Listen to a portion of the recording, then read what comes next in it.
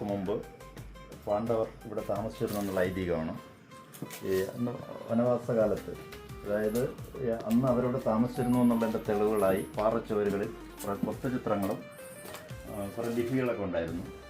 ഇപ്പോൾ തൊട്ടടുത്ത്, അതായത് ഒരു 30 വർഷം മുൻപ് ഇവിടെ ഒരു ട്രോപ്പിക്കൽ ഗ്രാനൈറ്റ് കമ്പനി 100 മീറ്റർ മാറി പ്രവർത്തിച്ചിരുന്നു.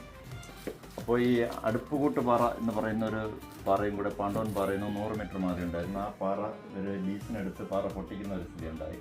ആ സമയത്ത് പാണ്ഡവൻ പാറ പൊട്ടിക്കാനും ഒരു ശ്രമം നടന്നു.